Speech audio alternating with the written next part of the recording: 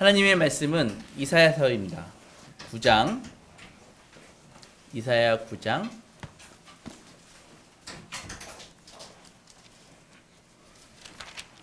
2절에서부터 7절입니다. 제가 갖고 있는 성경으로 구약 977페이지입니다. 같이 읽겠습니다. 시작. 흑암에 행하던 백성이 큰 빛을 보고 사망의 그늘진 땅에 거주하던 자에게 빛이 비치도다.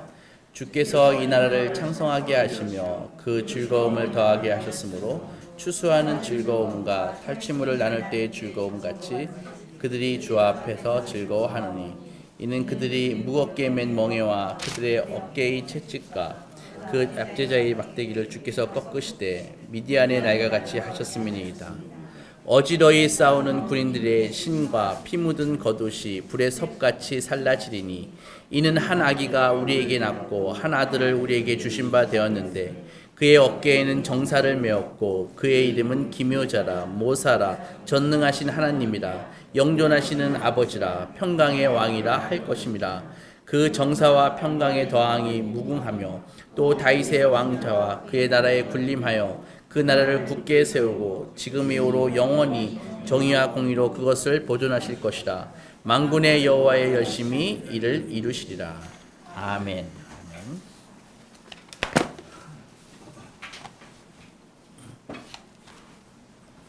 크리스마스 시즌을 알리는 제일 먼저 생각나는 게 뭐냐면은 바로 불빛이죠. 불빛.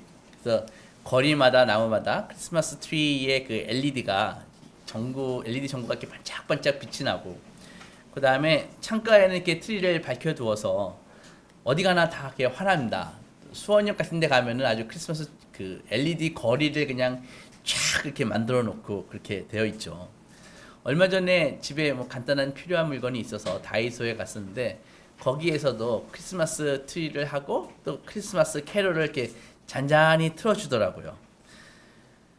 아주 좋았습니다. 그 다음에 크리스마스 트리는 주로 밤에 아주 더욱 빛나게 보입니다. 그 LED가 밝혀져 있는 거리에 가면은 마치 그 온 세상이 별빛에 이렇게 다 감겨 있는 그런 느낌이 들기도 합니다.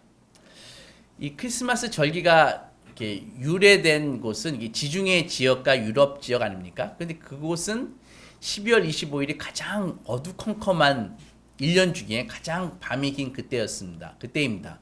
그리고 한국에서도 올해 동지가 12월 22일입니다. 밤이 제일 긴 날. 그러니까 가장 어두울 때 크리스마스 불빛이 쫙 비춰지는 것이죠. 그래서 이 크리스마스 불빛의 이 트리는 이 상징성이 단순한 장식의 차원을 넘어서 굉장히 큰 의미가 있습니다. 아주 큰 상징이 있습니다. 우리가 어두운 실내에서 뭘 하려면은 불을 켜야 되죠. 그죠? 불이 있어야 될 거 아닙니까?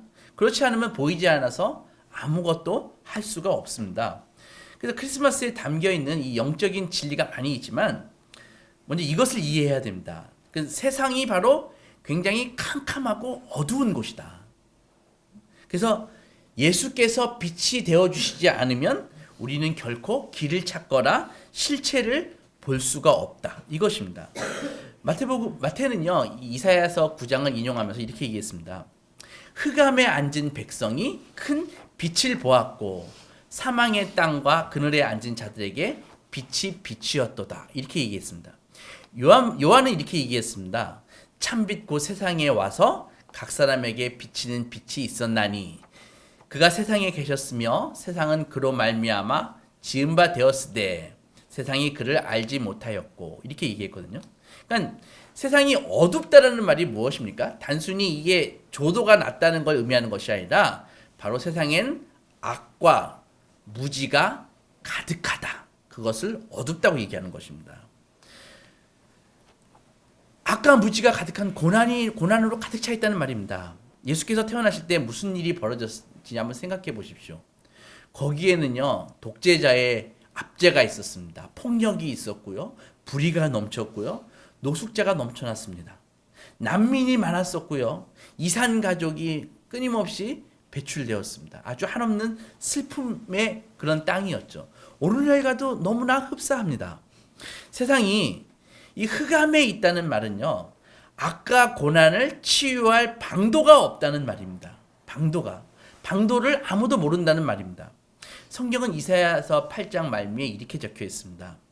하나님께로부터 온 빛이 우리에게 왜 필요한지 먼저 밝혀두는데요. 19, 20절에 8장에 이렇게 나와 있습니다. 사람들이요, 하나님 대신에 신전판자, 그러니까 무당이죠. 그 다음에 마술사, 그들에게 자기의 처지를 막 묻는 장면이 막 나옵니다. 그리고 그 뒤어서 그것의 결과는 이렇게 표현되는데 어떻게 되냐 하면은 이 땅으로 헤매며 공고하고 굶주릴 것이다.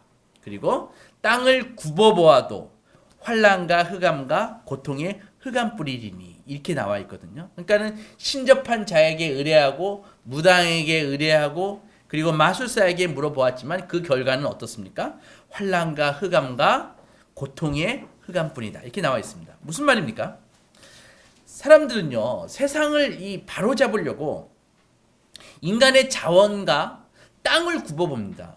그러니까는 우리는 전문가에게 묻습니다. 신비주의자에게 묻고요. 학자에게 그 해법을 찾으려고 합니다. 전문가한테.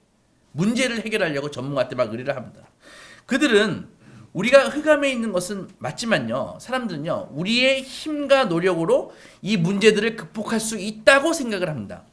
오늘날에도 사람들은요. 똑같이 주장하죠. 정부나 시장 경제를 우리는 철떡같이 믿잖아요. 그죠? 민주주의를 믿지 않습니까? 날마다 막 발전하는 그 첨단 기술을 우리는 의지하잖아요. 그죠? 그래서 이것들이 의지하는 그 기본적인 베이스에 깔린 가정이 무엇입니까? 우리의 이 암울한 현실을 우리의 지능과 혁신으로 타개할 수 있다. 극복할 수 있다. 해결할 수 있다고 다 공통적으로 믿고 있는 것입니다. 그러니까 하나님을 거부하는 세상의 모든 사람들이 이렇게 얘기하죠. 빛이라는 것은 인간 안에 있다. 따라서 세상의 어두움을 몰아낼 수 있는 것도 바로 우리다. 빈곤과 불의와 폭력과 악을 정복할 수 있는 것도 바로 우리가 힘을 합치면 가능하다. 이렇게 외치고 이렇게 주장하고 이렇게 생각하고 있는 것입니다. 과연 그럴까요? 과학기술이 부족해서 20세기에 두 차례의 세계대전이 일어났습니까? 나치가 지식이 부족해서 유태인을 600만씩이나 그렇게 도륙을 했을까요?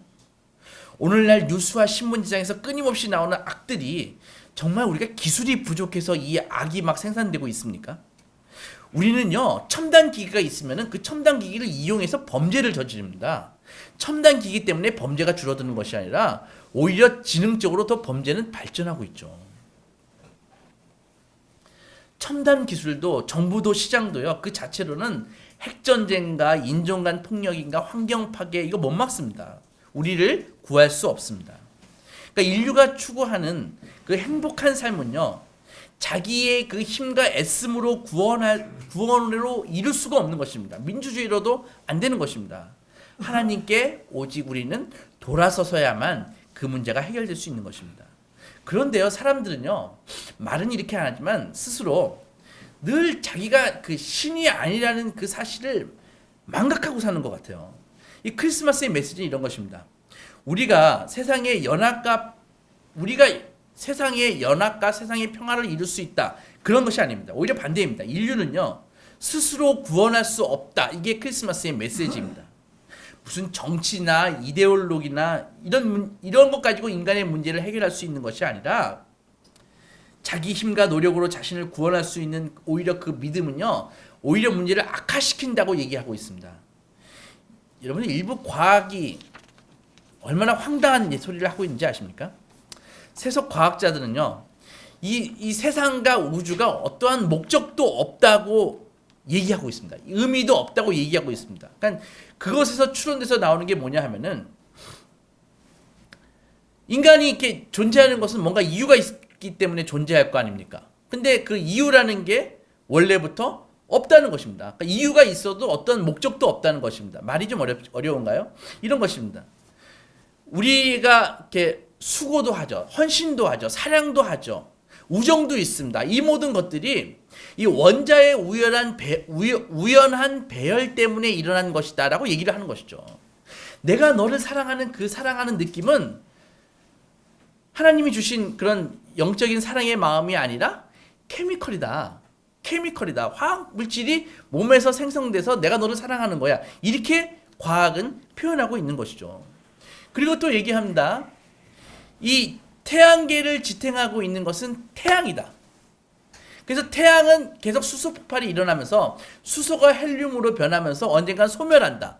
그렇게 태양이 소멸하면은 여태까지 인간의 모든 것은 다 소멸될 것이다. 사랑과 우정과 역사와 그 모든 것들은 다 태양이 소멸된과 함께 소멸될 것이다. 이렇게 얘기하고 있는 것입니다. 암울한 전망이죠. 동의할 수 없는 전망입니다. 그래서 이사야 8장 말씀이 그대로 드러나고 있습니다. 정말 이 세상만 바라보면, 땅만 굽어보면 흑암이 더 캄캄하게 짙어질 뿐이다. 이렇게 느낄 수가 있습니다. 그런데요, 크리스마스는 가장 현실적인 세계관입니다. 크리스마스는요, 인간에게 너 힘을 내, 너가 인간들이 노력을 하면은 우리의 문제를 해결될 수 있을 거야 라고 낙관론을 피지 않습니다.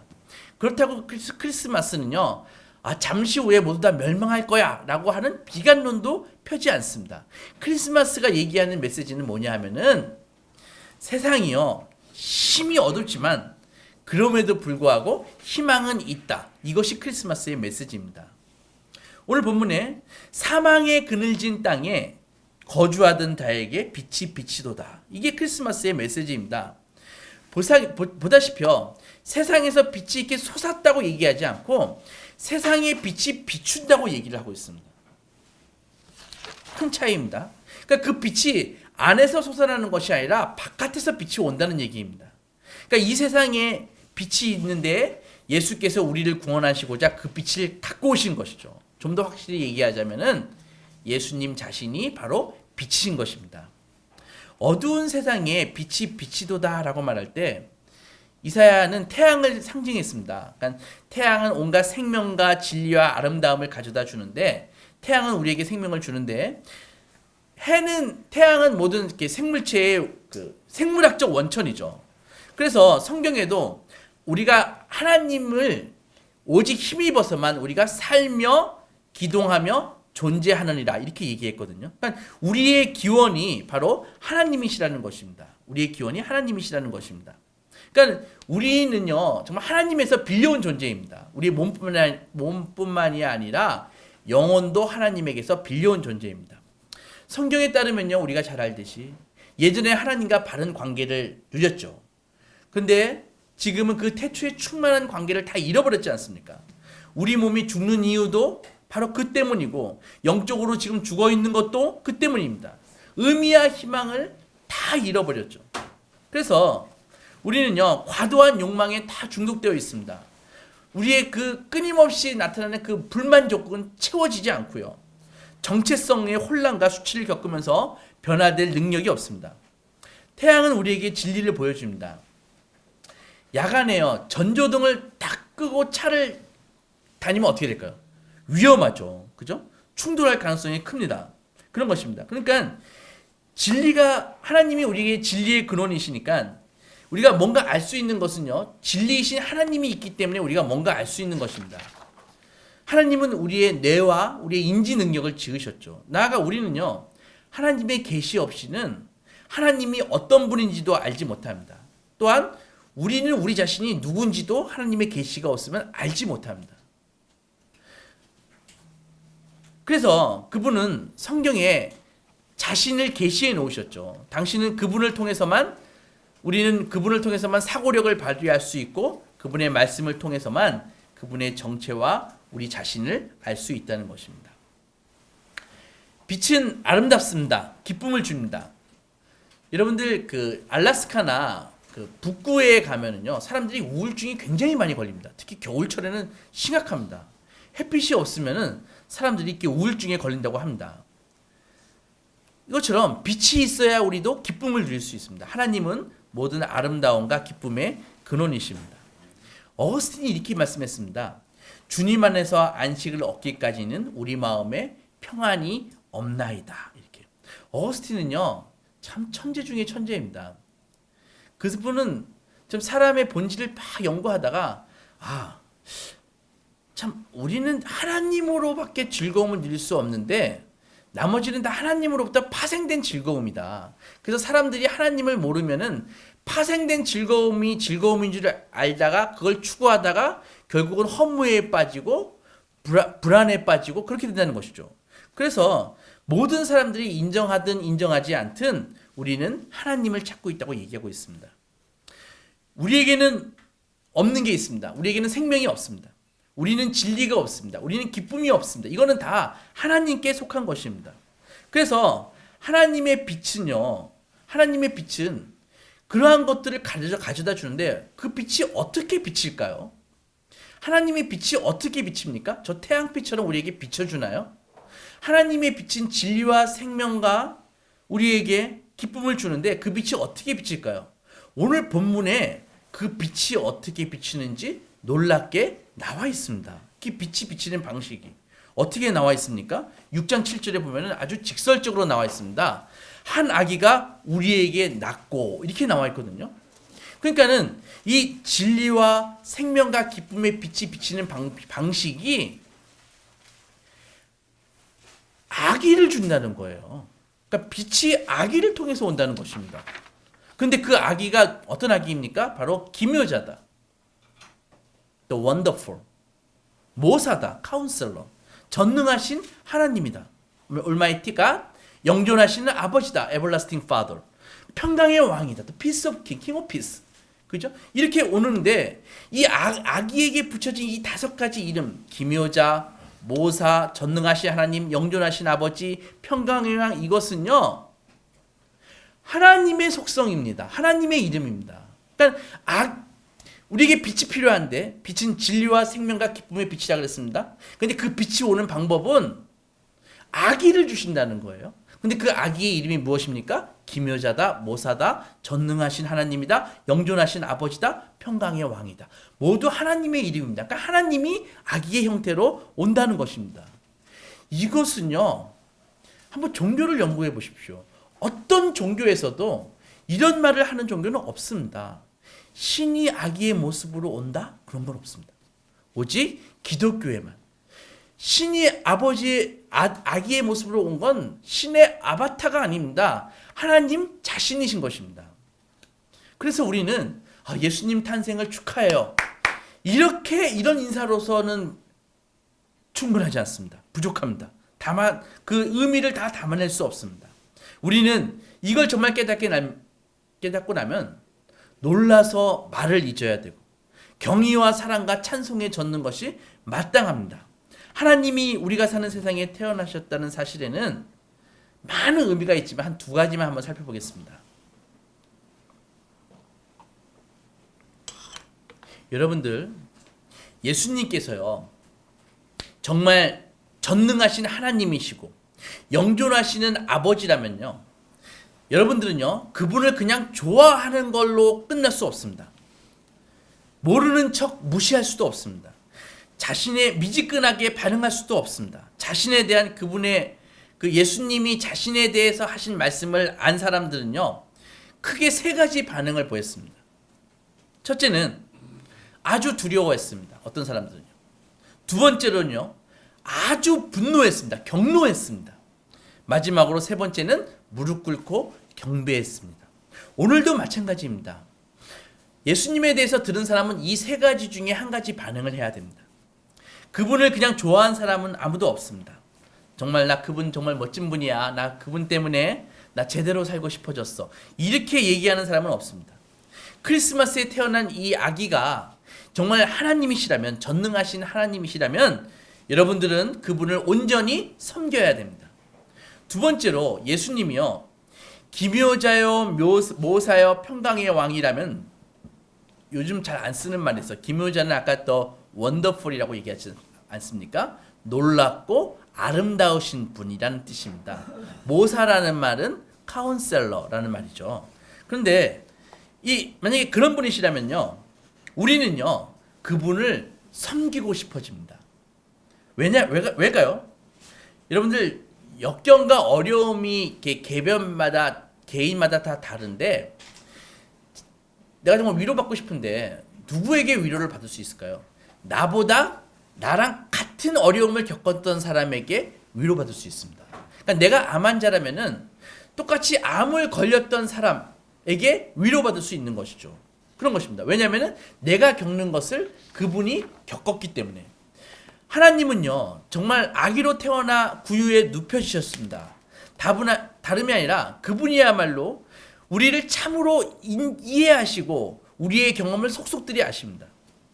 다른 종교는요 이런 주장을 내놓을 수가 없죠. 왜냐하면은 그들의 신은 성육신하지 않았잖아요. 인카네이션 하지 않았잖아요. 신과 사람이 되어보지 않았잖아요. 어떤 종교도 그렇게 얘기하지 않습니다. 그러나 우리 독생하신 하나님은요 이 땅에서 고난을 겪으셨고요. 어려운 가운데서 용기를 내셔야 했습니다. 친구들에게 배신을 당한 것이 무엇인지 이해하십니다. 억울하게 고문당하는 것이 무엇인지 이해하십니다. 죽는다는 것이, 살아야 된다는 것이 무엇인지 정확하게 경험하시고 이해하십니다. 그래서 크리스마스의 의미는요, 여러분이 지금 어떤 고난에 겪고 있던 간에 그 고난을 그 예수님은, 하나님은 정확하게 아신다는 의미입니다. 영국의 스필가가 이렇게 얘기했다고 합니다. 성육신은요, 어떤 이유로든 하나님이 우리가 넘어지도록, 인간이 고생하도록, 그리고 슬픔을 당하도록, 죽음을 당하도록 허락하셨다고는 의미라고 얘기를 했습니다. 사랑의 하나님이 인간이 넘어지고 고통당하고 슬프고 죽음을 경험하도록 허락하셨다는 것을 의미한다. 단 조건이 있습니다. 어떤 조건입니까? 그분 자신도 정직하게 용감하게 똑같은 삶을 감수하셨습니다. 그분은 자신이 당하지 않는 일이라면 그 무엇도 인간에게 요구하지 않습니다. 작게는 가정생활의 사소한 짜증에서부터 또 고된 나의 일상 이런 것에서부터 이 재정이 매달 부족해가지고 답답하고 어려움 그것에서부터, 그리고 크게는 참혹한 고통과 수모와 패배와 절망과 죽음까지 인간의 모든 고통을 친히 겪으신 분이십니다. 그분은 가난하게 태어나셨고 일평생 가난하게 사셨습니다. 무한한 고통을 당하셨고 그 고통들을 우리를 위해 기꺼이 가치 있게 여기셨습니다. 이사야는요, 이 예수님을, 그 아기를 기묘자라고 얘기했지 않습니까? 또 원더풀, 뜻이 아까도 말씀드렸다시피 놀랍고도 아름다우신 분이라고 말씀드렸습니다. 우리는 그분이 아름다우신 이유를 조금 알 수 있습니다. 그분은 전능하신 하나님, 많이 높으신 분인데도 우리 중에 하나가 되셨습니다. 우리의 어두움을 아시고자 우리와 같은 처지를 자처하셨습니다. 십자가를 지어서 우리를 구원하셨습니다. 이 모두를 자발적으로 순전한 사랑으로 그렇게 하셨습니다. 얼마나 아름답습니까? 어떤 일이 여러분들 단지 의무가 아니라 아름답잖아요.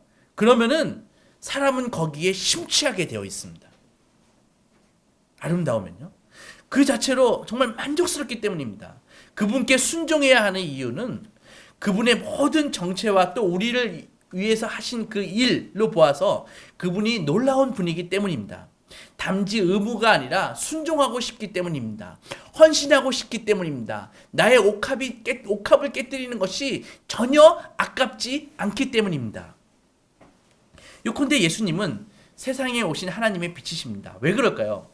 새 생명을 갖고 와서 우리의 영적인 죽음을 몰아내셨잖아요. 진리를 갖고 오셔서 우리의 그 눈이 먼 것을 띄워주셨잖아요. 우리가 돈과 섹스와 권력 중독에 시달리고 있었는데 이것을 깨뜨리는 아름다움 자체시잖아요. 기묘자여 모사이신 그분은 다른 누구도 동행할 수 없는 나의 그 앞으로 닥쳐질 그 죽음이라는 그 상태도 그분은 나와 동행하실 거잖아요. 그래서 모든 불빛이 다 꺼졌을 때도 그분만은 우리의 빛이 되십니다.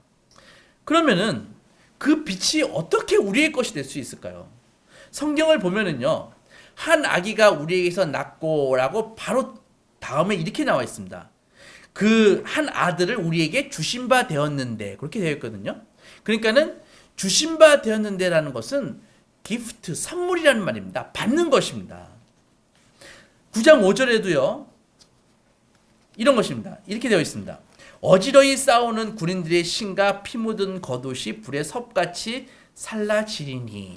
이런 말 읽으면 머리에 잘 와닿지 않죠? 무슨 말인가 보면은요. 영어 성경에 이렇게 나와 있습니다. 전투에서 사용되었던 그 전사의 부츠들, 그리고 피로 물들었던 갑옷들, 이런 것들이 다 불에 탈 운명이다. 그것들은 다 땔감이 될 것이다. 땔감이나 될 것이다. 그렇게 적혀 있습니다. 그러니까 이게 무슨 말이냐면은 우리는 전쟁을 치르고 악을 무찌르고 승리하는데 우리 쪽에 어떠한 힘이 필요 없다는 말입니다. 어떠한 갑옷이나 칼이나 가지고 무장할 이유가 없다는 것입니다. 그런 것들을 다 녹여가지고 땔감이라 하라는 의미입니다. 누군가가요, 여러분들을 위해서 싸우는데 그분은 우리를 위해서 싸우는데 우리는 그분이 싸우시기 때문에 우리는 싸울 필요가 없다는 얘기입니다. 누가 싸울까요? 본문에는 답이 없고 이사야 42, 55장에 종의 노래로 넘어가면 답이 있습니다. 이 신비의 구원자를 가리켜서 성경은 이렇게 얘기하고 있습니다. 그분이 앞으로 이런 일을 당할 것이다. 너희를 위해서. 그분이 앞으로 찔릴 것인데 우리의 허물 때문일 것이다. 그가 상함은 우리의 죄악 때문일 것이다. 그가 징계를 당함은 우리가 평화를 누리게 될 것이다. 그가 채찍에 맞음으로 우리가 나음을 얻을 것이다. 이렇게 신비의 구원자에 대해서 얘기하고 있습니다. 예수님은 십자가를 지심으로써 우리의 죄값을 치르셨습니다. 우리는 우리 자신의 그 알량한 도덕적인 노력으로 구원을 얻으려는 노력을 할 필요가 없습니다. 가능하지도 않습니다. 예수 그리스도께서 이루어 주신 것만 우리는 신뢰하면 되는 것입니다. 그러면 하나님이 우리를 용서하시고 받아주시고 우리 안에 성령을 보내주셔서 우리를 새롭게 하십니다. 이 위대한 구원이요, 선물로 온다는 것이에요. 선물로 온다는 것입니다. 새 생명과 진리와 아름다움을 두루 갖추고 우리에게 번쩍 빛으로 온다는 것입니다. 그것을 받으려면요, 그것을 받으려면 이것이 과분한 은혜임을 인정할 수 있어야 되는 것입니다. 크리스마스는 선물을 받는 때이기도 한데 생각해보면요, 어떤 선물은 받기가 참 어렵습니다. 왜냐하면 자존심을 내려놔야 할 선물도 있습니다. 한번 생각해 보겠습니다. 제가 가상이에요. 크리스마스 때 선물을 친구가 보내왔어요. 그래서 딱 뜯어보니까는 이렇게 되어 있습니다. 선물이 보니까는 책이에요. 책이 뭐냐 하면은 다이어트 책자입니다. 그래서 뱃살을 제거하라. 뭐 이렇게 나와 있어요. 친구가 그걸 보내줬어요.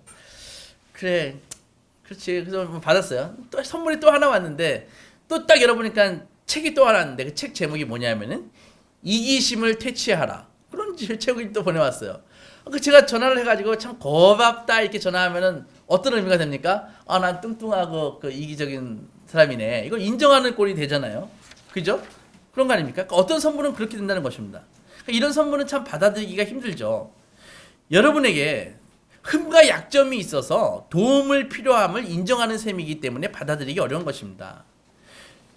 이런 적이 있나요? 혹시 정말 재정적으로 내가 어려움을 당했을 때 친구가 큰 돈을 이렇게 준다고 생각해 봅시다. 근데 그것을 받는다면은요, 사실 자존심 내려놔야 됩니다. 그렇지 않습니까? 그러니까 이 받는 게 쉬운 게 아니라는 것이죠. 자존심을 내려놔야 되는 것입니다. 자기가 부족하다는 걸 인정해야 되는 것입니다. 예수 그리스도를 영접하기 위해서는 자기가 죄인임을 인정해야 되는 것입니다. 높은 사람들은 그 선물을 아무도 받을 수 없습니다. 오직 나는 소망이 없고 오직 나는 죄인이고 오직 구원이 예수님밖에 없을 때 그것을 인정할 때 그 선물을 받을 수 있다는 것입니다. 크리스마스의 진정한 선물을 받으려면 내가 죄인임을 인정해야 됩니다. 은혜로 구원받아야 됨을 인정해야 되는 것입니다. 그리고 자기 삶을 통제할 수 있는 권한을 내려놓아야 되는 것입니다.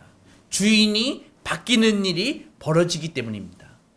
자기가 주인이었던 그 왕좌에서 본인은 내려오고 온전한 주님을 자기의 주인으로서 모셔야지만 그 선물을 받을 수 있는 것입니다. 여러분들이 영적으로 거듭나고요, 위대한 사랑을 경험하고자 한다면 결국 그분과 같은 길로 내려가야 되는 것입니다. 그분은 정말 내려가심으로써 위대해지셨습니다. 성경에 나와 있듯이 우리도 회개를 통해서만 그분의 빛으로 들어갈 수 있습니다. 제가 존경하는 신학자가 이렇게 얘기했습니다. 성육 씨는 참으로 높으신 분이 낮은 대로 임하는 능력이다.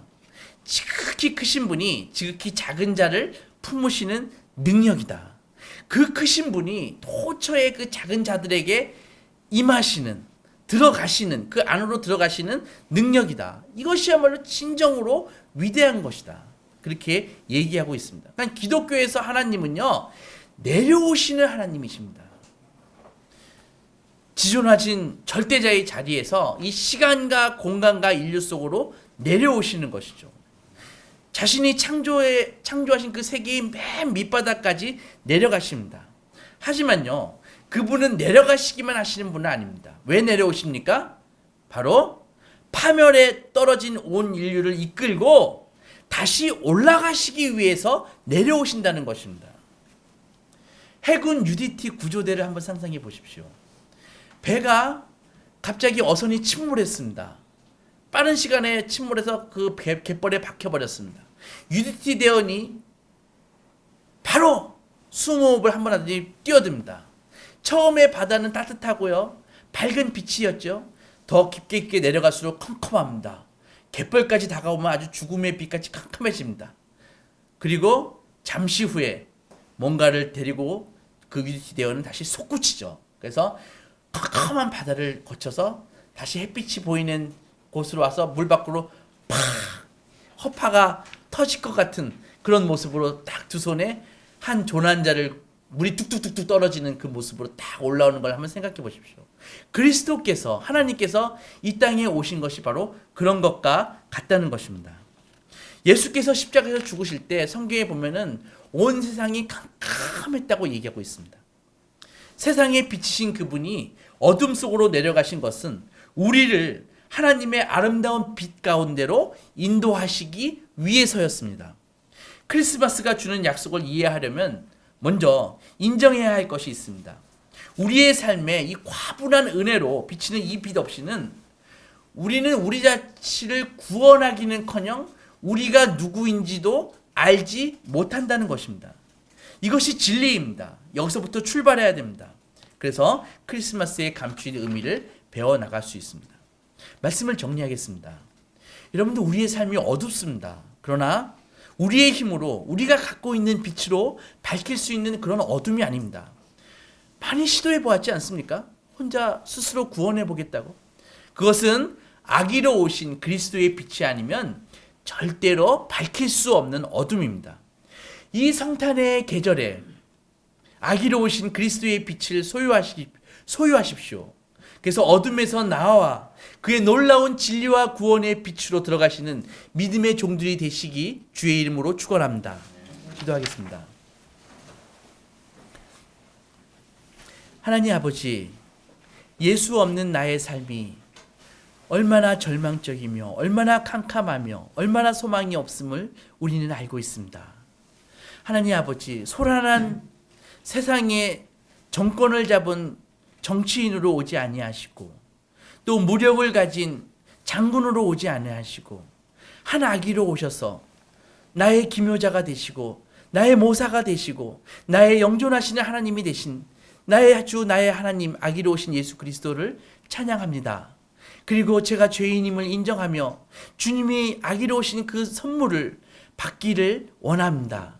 주님 마음을 열고 주님 모시기를 원하오니 주께서 내 마음속에, 우리 사랑하는 소망교회의 가족의 마음속에 들어오셔서 이제부턴 하나님 아버지, 이 마음속에 더 이상 어둠이 없고 그리스도의 진리의 빛으로 밝게 빛나는 그런 인생 살 수 있도록 주님께서 역사하여 주시옵소서. 아직도 빛을 몰라 헤매고 있는 나의 가족, 나의 이웃들 있습니다. 그들에게 그리스도의 빛을 증거하겠습니다. 주께서 이 모든 과정 가운데 성령 하나님께서 역사하여 주시옵소서. 예수님의 이름으로 기도했습니다. 아멘.